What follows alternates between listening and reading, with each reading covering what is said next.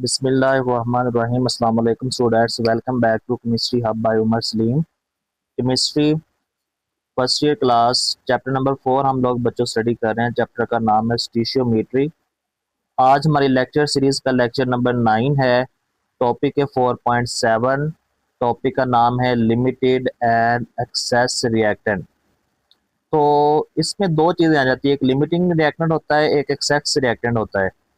तो दोनों को मैंने अलग अलग डिवाइड कर दिया कि पहले हम आज के लेक्चर के अंदर लेक्चर नंबर 9 के अंदर हम लोग लिमिटिंग रिएक्टेंट के बारे में पढ़ेंगे, और जो इसे नेक्स्ट लेक्चर होगा लेक्चर नंबर 10 के अंदर बच्चों हम लोग एक्सेस रिएक्टेंट के बारे में स्टडी करेंगे। तो आज हमारा बेसिकली जो फोकस होगा वो होगा लिमिटिंग रिएक्टेंट के ऊपर कि लिमिटिंग रिएक्टेंट जो है वो क्या होता है।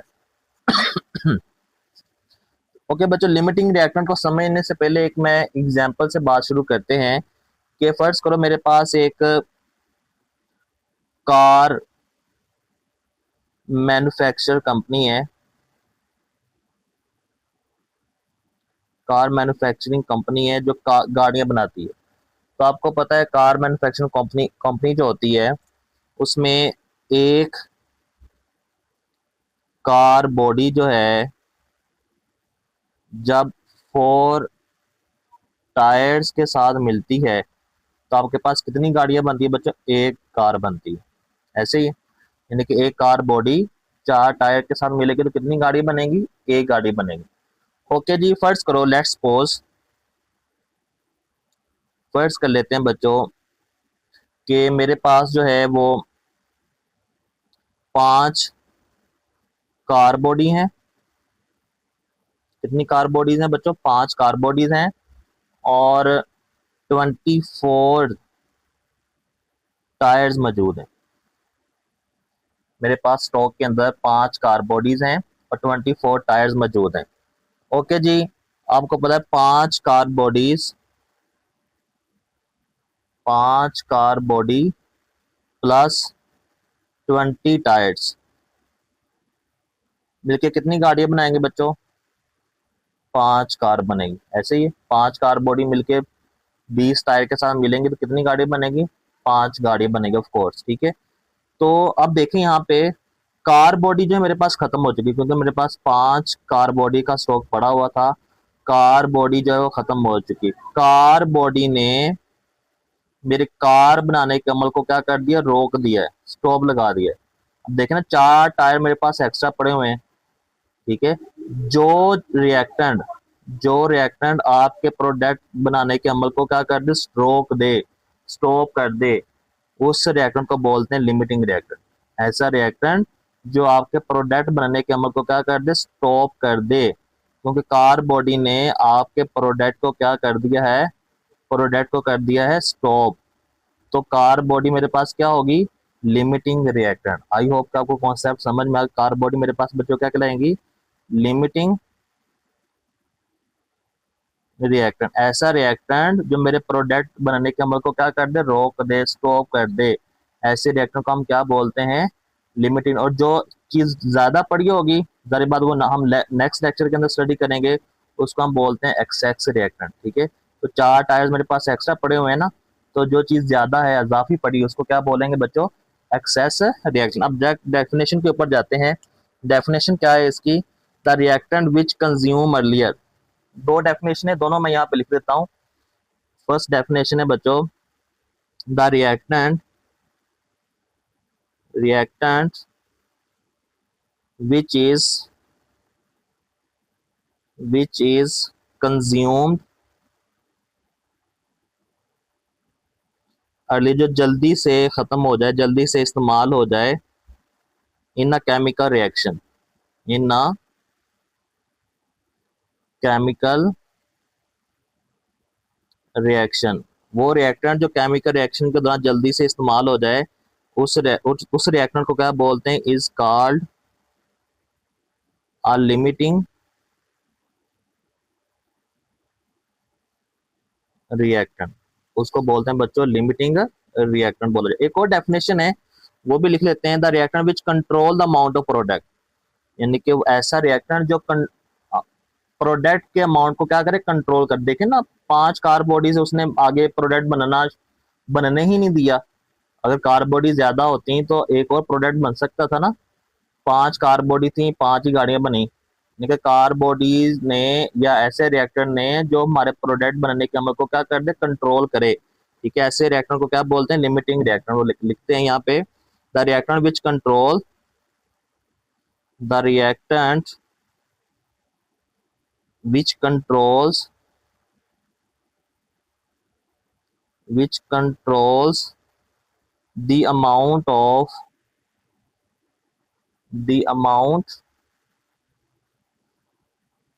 product, जो प्रोडक्ट के अमाउंट को क्या करे, कंट्रोल करे। Form in the chemical reaction, जो कि केमिकल रिएक्शन के दौरान बन formed in a chemical reaction.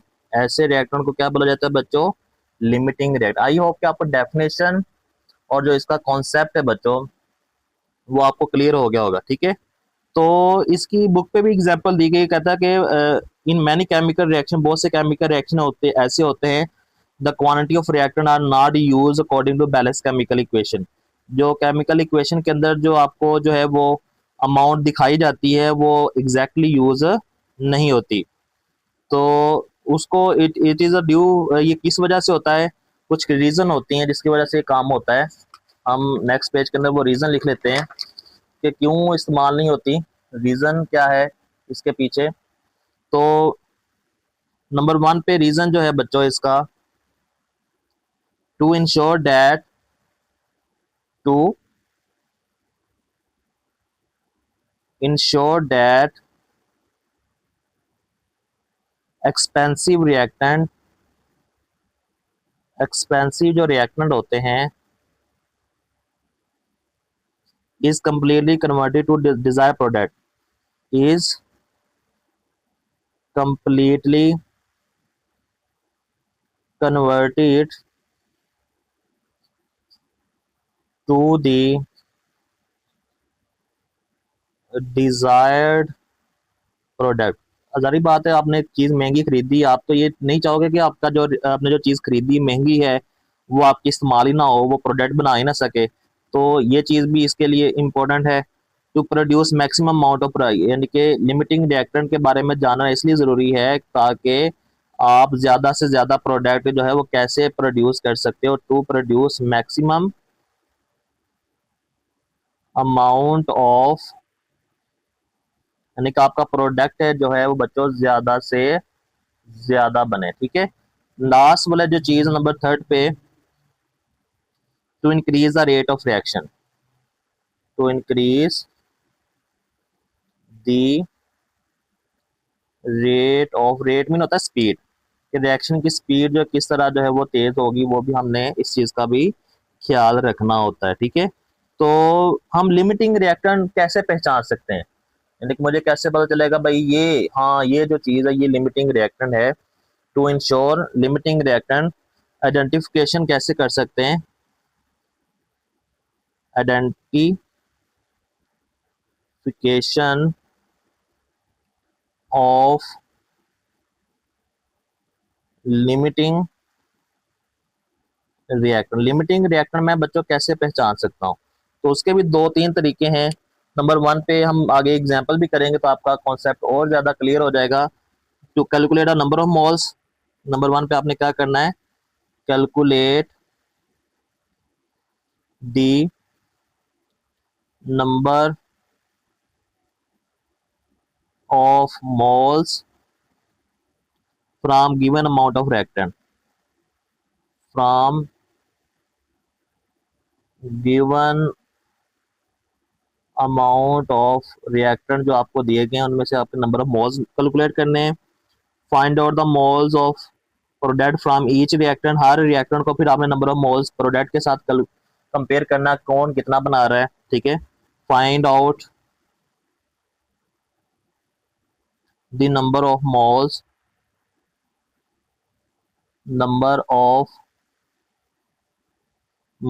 Of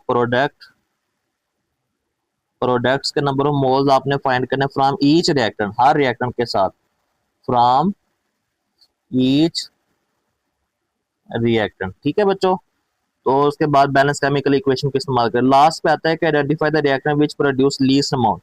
फिर आपने वो रिएक्टेंट मालूम करना जो कम अमाउंट में रिएक्टेंट बना रहा है, प्रोडक्ट बना रहा है। Identify the reactant, identify the reactant, उस रिएक्टेंट को आपने आइडेंटिफाई करना है विच प्रोड्यूस, जो बना रहा है, the least amount of product, जो कम प्रोडक्ट जो है बच्चों क्या कर रहा है, बना रहा है। आपने उसको क्या करना है, आइडेंटिफाई करना। ठीक है, ओके जी। इसका क्वेश्चन भी ये जो 3 पॉइंट मैंने लिखे ना, इसका क्वेश्चन भी होगा लिमिटिंग रिएक्टेंट इज आइडेंटिफाई के। शॉर्ट क्वेश्चन आपको आ सकता है कि लिमिटिंग रिएक्टेंट कैसे आइडेंटिफाई किया जा सकता है। तो ये शॉर्ट क्वेश्चन भी आप लोगों ने नोट कर लेना है कि कैसे आ सकता है। ठीक है, ओके बच्चों, हम इसकी एग्जाम्पल के ऊपर जाते हैं। सबसे पहले सैंपल एग्जाम्पल के पे जाने से पहले मैं आपको बुक से बता देता हूँ क्या क्या चीजें इसके अंदर आती हैं। बच्चों टॉपिक है आपकी बुक का 4.7, टॉपिक है लिमिटिंग एंड एक्सेस रिएक्टेंट। वो कहते हैं in many chemical processes the quantity of the reactant are usually not present in the proportions indicate by the balance chemical equation. वो कहता है जैसे आपको दिखाई जाती है ना बैलेंस केमिकल इक्वेशन के अंदर, वैसे इस्तेमाल नहीं होती। Frequently a large amount of inexpensive reactant is supplies because of the following reason. ये ज्यादा इसलिए दी जाती है कुछ रीजन से, that to ensure the whole of the mass of expensive reactant is completely converted to the desired product, कि आपने जो एक्सपेंसिव रिएक्टेंट लिया वो प्रोडक्ट में तब्दील हो जाए। To produce maximum amount of product, ज्यादा से ज्यादा प्रोडक्ट आपका बन सके। To increase the rate of reaction. ठीक है बच्चों, तो यहाँ पे डिफाइने भी लिखी हुई हैं। We we know the large quantity of oxygen in a chemical reaction make thing burn more rapidly। देखे ना चीज कैसे जलती है, चीज जलने के लिए ऑक्सीजन लाजमी होती है। अगर ऑक्सीजन की सप्लाई लिमिटेड हो जाए ना तो चीज जलना रुक जाती है। कोई भी चीज अगर आप जलाना चाहते हो, लकड़ी है, कोयला है, तो उसके लिए ऑक्सीजन लाजमी होता है। In this way excess of oxygen is left behind, तो ज्यादा ऑक्सीजन दी जाती है, फिर ज्यादा ऑक्सीजन बच जाती है। At the end of the reaction and other reactant, जो कि फ्यूल होता है वो जल्दी जल जाता है। This reactant which is consume early, वो रिएक्टेंट जो जल्दी खत्म हो जाए, जल जाए, जल्दी इस्तेमाल हो जाए, is called limiting reactant. In this way the amount of product that form is limiting by the reactant that is completely use. Okay, दूसरी डिफाइन ये लिखी, the reactant which control the amount of product, वो reactant जो product की amount को क्या करता है, कंट्रोल करता है। Form in the chemical equation and is consume earlier is called limiting reactant और रीजन। ओके जी, आइडेंटिफाई कैसे किया जा सकता है लिमिटिंग रिएक्टेंट को? भाई कैलकुलेट नंबर ऑफ मोल्स, आप कैलकुलेट करो भाई दोनों साइड के, दोनों रिएक्टेंट के। Find out the number of moles of product which help the balance chemical equation. Identify the reactant which produce a least amount of product as limiting reactant. तो ये आपने ये भी शॉर्ट क्वेश्चन में भी आपको ये पूछा जा सकता है, ये डिफाइन करनी है आपने यहाँ से इसकी। और पीछे वाला जो 3-4 पॉइंट थे वो भी कि क्यों जरूरी होता है आपने इंश्योर करने के लिए कि लिमिटिंग रिएक्टेंट क्यों जरूरी है। ओके जी, ओके बच्चों, यहाँ पे सैम्पल एग्जाम्पल हैं 4.17, ये भी लिमिटिंग रिएक्टेंट की एग्जाम्पल है। और एग्जाम्पल है 4.18, ये दोनों एग्जाम्पल हम लोग यहाँ पे करते हैं। तो calculate mess of N2, nitrogen का मैस जो है वो हमने ये बैलेंस केमिकल इक्वेशन भी आपको देखें दी गई है। N2 जो है उसका मैस हमने निकालना है फ्रॉम 1.8 ग्राम ऑफ अमोनिया। देखिए मैस ऑफ अमोनिया आपको दे दिया गया जो कि रिएक्टेंट है, उसका मोलर मैस भी आपको गिवन मैस भी दे दिया गया है, मोलर मैस भी तो आप नंबर ऑफ मोल्स आसानी से निकाल सकते हैं। एंड 90.4 ग्राम ऑफ CuO, इसका मोलर मैस भी आपको दे दिया गया CuO का, कॉपर ऑक्साइड का, cuprous oxide. According to the following balance chemical equation, ये बैलेंस केमिकल इक्वेशन भी आपको बहुत इजी न्यूमेरिकल है, हम इसको सॉल्व करते हैं। सैम्पल एग्जाम्पल है बच्चों 4.17 सॉरी, सैम्पल एग्जाम्पल।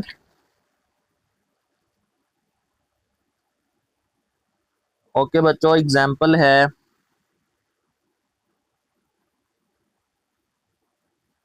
4.17। ओके, जो चीजें क्या क्या दी गई हैं, mass of ammonia, given mass भी लिख सकते हैं, मैस ऑफ NH3 आपको दिया गया है, दैट इज बच्चों 18.1 ग्राम। ओके जी, मोलर मैस भी दे दिया गया है मोलर मैस ऑफ NH3, वो आपको दिया गया 17 ग्राम पर मोल। ओके जी। मैस ऑफ CuO आपको दे दिया गया बच्चों, that is 90.4 gram. Molar mass भी बेटा आपको दे दिया गया है, molar mass of CuO that is 79.5 gram per mole. ठीक है। ओके जी। उसने कहा है कि बैलेंस केमिकल इक्वेशन को इस्तेमाल करते हुए आपने मैस ऑफ N2 जो है वो क्या करना है, कैलकुलेट करना है। तो हम सोल्यूशन करेंगे बच्चों। सबसे पहले नंबर ऑफ मोल्स निकाल लेते हैं, बैलेंस केमिकल इक्वेशन बाद में लिखते हैं जहाँ पे इसका इस्तेमाल होना है। तो नंबर ऑफ मोल्स हम अमोनिया के भी निकाल लेते हैं और नंबर ऑफ मोल्स हम CuO के भी निकाल लेते हैं। ठीक है बच्चों, दोनों के नंबर ऑफ मोल्स जो है वो हम आसानी से यहाँ पे, क्योंकि गिवन मैथ्स में हमें दिया गया है, मोलर मैथ्स में हमें दिया गया है, तो सबसे पहले हम निकाल लेते हैं moles of NH3 given maths over molar maths. Given maths बच्चों कितना दिया गया है, 18.1। मोलर मैथ्स कितना दिया गया है, 17। तो इसका आंसर आपके पास आ जाएगा बच्चों 1.06 मोल, 1.06 मोल। ओके जी। मोल्स ऑफ CuO हमने निकालना है। गिवन मैथ्स बच्चों CuO का कितना दिया गया है, 90.4। 90.4 मोलर मैथ्स कितना दिया गया है बेटा, दैट इज 79.5। तो आप इसका आंसर कितना आ जाएगा, 1.14 मोल। ओके जी। अब लिखते हैं हम बैलेंस केमिकल इक्वेशन। अब balance chemical number of moles हमने निकाल ली हैं, अब हमने लिखनी है balance chemical equation. 2 moles of ammonia when react with 3 moles of cuprous oxide to form 1 mole of nitrogen, copper plus water, 2 moles of water. तो हमने नाइट्रोजन के साथ कंपेयर करना है, किसके साथ कंपेयर करना है, नाइट्रोजन के साथ। ओके जी। दरमियान में लाइन लगा लेते हैं ताकि हमारा जो कंपैरिजन हो सके। यहाँ पे हम सबसे पहले कंपेयर करेंगे, इस साइड पे कंपेयर करेंगे नाइट्रोजन को और अमोनिया को। अमोनिया को कंपेयर करना है हमने बच्चों N2 के साथ। अब बैलेंस केमिकल इक्वेशन के अंदर देखें तो नाइट्रोजन के 2 मोल हैं और अमोनिया के 2 मोल हैं और नाइट्रोजन के कितने मोल बन रहे हैं बच्चों, 1 मोल। यहाँ पे कोई वैल्यू नहीं है ना, तो कितने मोल बन रहे हैं, 1 मोल। इसका मतलब है कि अमोनिया के 2 मोल मिलके नाइट्रोजन का 1 मोल बनाता है। अगर इसका 1 मोल होता, अगर अमोनिया का 1 मोल होता, इसके कितने मोल बने, इसका बनना था हाफ, 1/2। लेकिन इसका 1 मोल तो नहीं आया जवाब। हमारे पास कितने मोल आए हैं बच्चों, इसके अमोनिया के मोल आए 1.06। तो इसके 1.06 मिलके उसके कितने बनाएंगे, 1/2 मल्टीप्लाई बाय 1.06। तो इसका आंसर कितना आ जाएगा, 1.06 मिलके उसके बना रहे हैं बच्चों 0.53 मोल। ओके जी। दूसरे नंबर पे हमने कंपेयर किसको करना है, दूसरे नंबर पे हमने कंपेयर करना है बच्चों CuO को किसके साथ, N2 के साथ। ओके जी। बैलेंस केमिकल इक्वेशन के अंदर अगर आप देखें तो इसके 3 मोल, इसके 1 मोल बनना आ रहा है, इसके 3 मोल, इसका 1 मोल बनता है। अगर इसका 1 मोल होता तो इसके कितने बने थे, 1/3। जरी बात 3 इधर जाके डिवाइड हो जाए, लेकिन इसका 1 मोल तो नहीं है। इसके कितने मोल हैं, 1.14। तो इसके 1.14 मोल मिलके 1/3 मल्टीप्लाई बाय 1.14। तो 1.14 कितने मोल बना रहे हैं अमोनिया के, नाइट्रोजन के, दैट इज 0.38 मोल। अब देखें बच्चों, अगर ये इसके 1.06 मोल मुकम्मल इस्तेमाल होते तो नाइट्रोजन के कितने मोल बने थे, 0.53। ऐसे ही है ना, ये इसके साथ कंपेयर हुआ है ना मुकम्मल तौर पर। ठीक है। अगर और इसके 1.14 मिलकर कितने बना रहे हैं, 0.38। ऐसे ही है। लेकिन इसका मतलब है इसका मुकम्मल इस्तेमाल हुए हैं तो इतने मोल बने हैं। तो इतने नहीं बने, कम कितने बने, इतने बने। तो नंबर ऑफ मोल्स हमारे पास नाइट्रोजन के आ जाएंगे, moles of N2 that is 0.38 मोल इतने बने हैं, इतने बनने चाहिए था। अगर इसका मुकम्मल इस्तेमाल, इसका मुकम्मल इस्तेमाल इसका मतलब नहीं हुआ, यह मुकम्मल इस्तेमाल हुआ है। ठीक है, तो मोल्स आगे मैस निकालना हमने, तो मोलर मैस हम निकाल लेते हैं। N2 का मोलर मैस ऑफ N2, तो एक नाइट्रोजन का 14 होता है, 14 ज़रब 2, 14 दो बार कितना हो जाएगा बच्चों, 28 ग्राम पर मोल। ठीक हो गया, तो मैस निकाल लेते हैं। Mass of N2 is equal to number of moles, moles को मल्टीप्लाई कर देना किसके साथ, मोलर मैस के साथ। तो मोल्स कितने निकले बच्चों, 0.38, 0.38 मल्टीप्लाई बाय 28, तो मैस ऑफ N2 कितना आ जाएगा, mess of N2 that is 10.64 ग्राम। तो इस तरह आप जो है न्यूमेरिकल को सॉल्व कर सकते हैं। ठीक है, दूसरी न्यूमेरिकल प्रॉब्लम है बच्चों 4.18, ये 4.17 थी। आई होप कि आपको समझ आ गई होगी। 4.18 भी हम कर लेते हैं एग्जाम्पल। 4.18 इसमें से आपका न्यूमेरिकल प्रॉब्लम जो है वो लॉन्ग क्वेश्चन में आ सकती है, इसको अच्छे तरीके से कीजिएगा बच्चों। न्यूमेरिकल प्रॉब्लम है बच्चों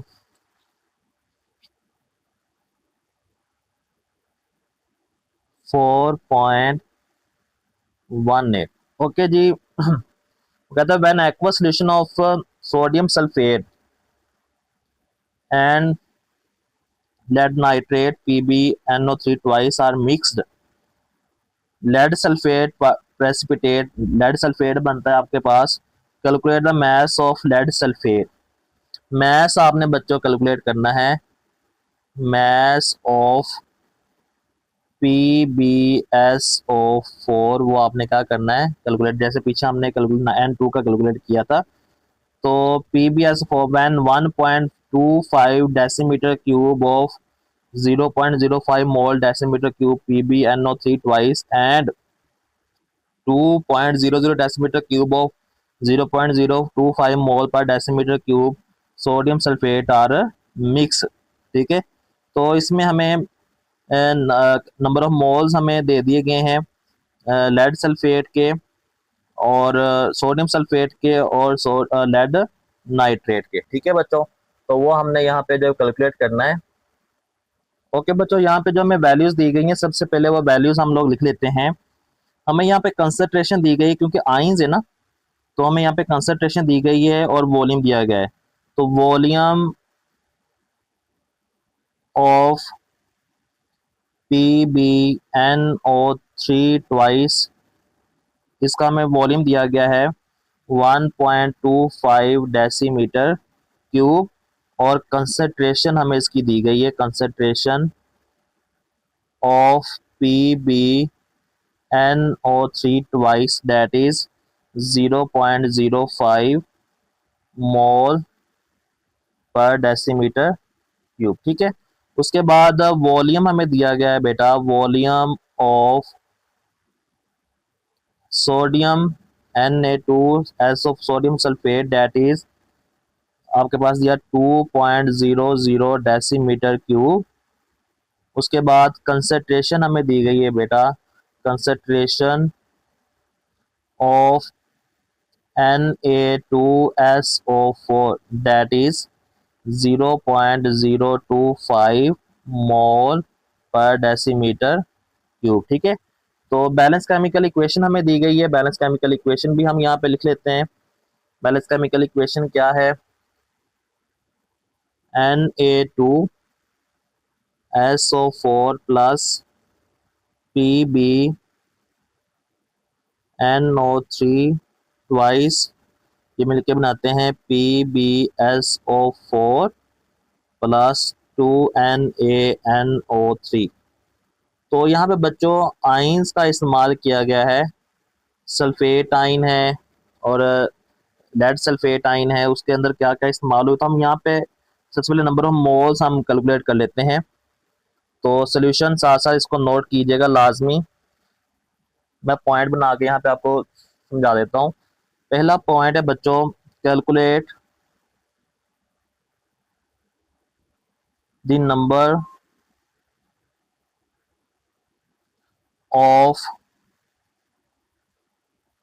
moles of PB ion and SO4 PB ion के और सल्फेट आयन के जो है नंबर ऑफ मोल्स आयन्स जो हैं इन देयर उनके सोल्यूशन के अंदर कौन कौन से होंगे, वो हमने क्या करना है बच्चों, कैलकुलेट करना है। ठीक है, तो वो हम सबसे पहले कैलकुलेट कर लेते हैं। तो यहाँ पे लिखा हुआ है 1 मोल ऑफ PbNO3 जो है 1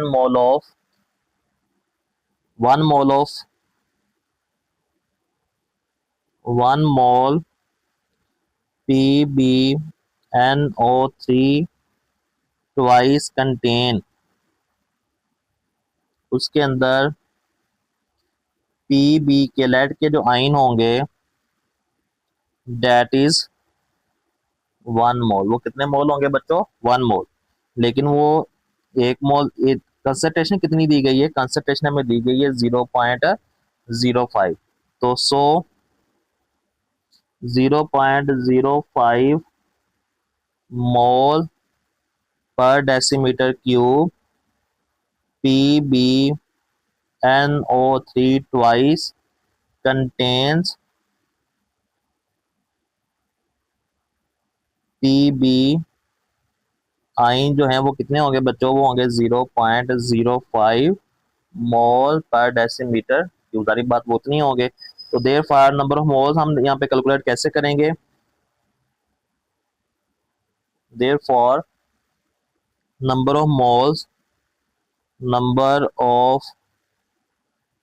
moles of PB ions is equal to C multiply by V। ठीक है, तो नंबर ऑफ मोल्स कैलकुलेट कर ले। C कंसंट्रेशन कितनी है 0.05 मोल पर decimetre cube multiply by volume कितना दिया गया था, date is 1.25 decimetre cube.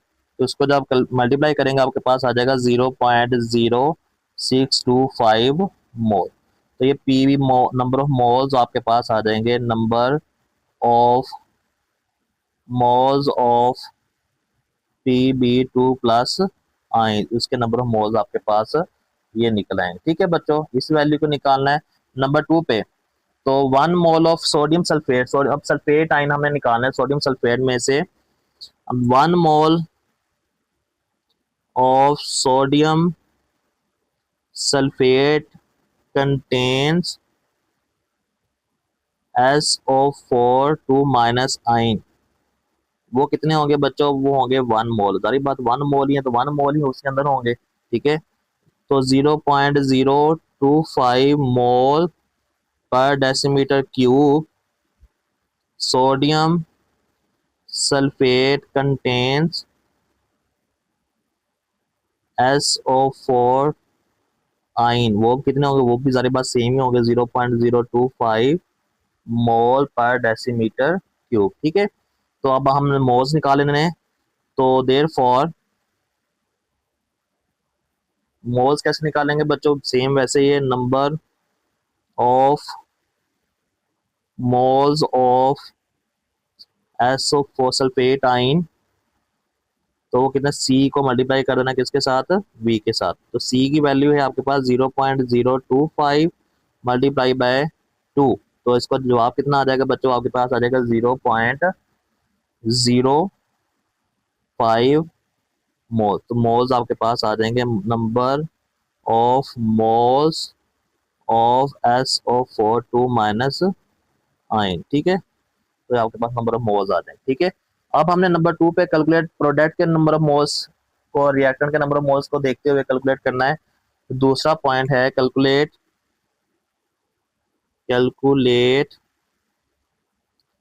The amount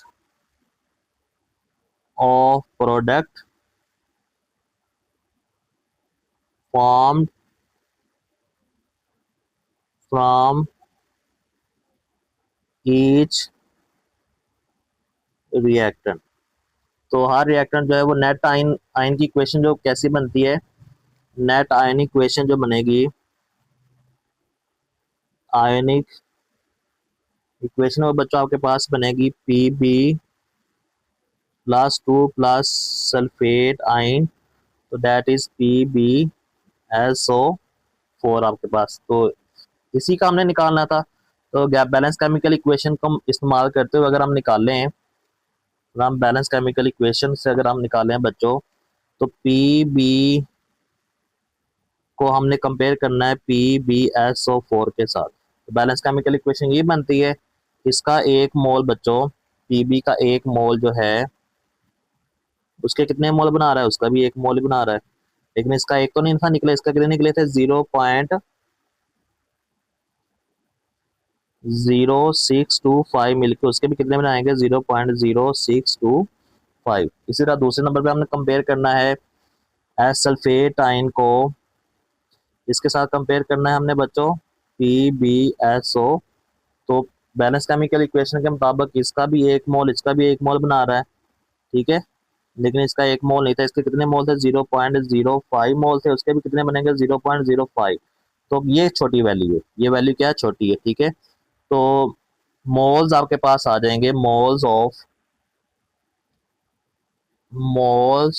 of PbSO4 that is 0.05, ठीक है।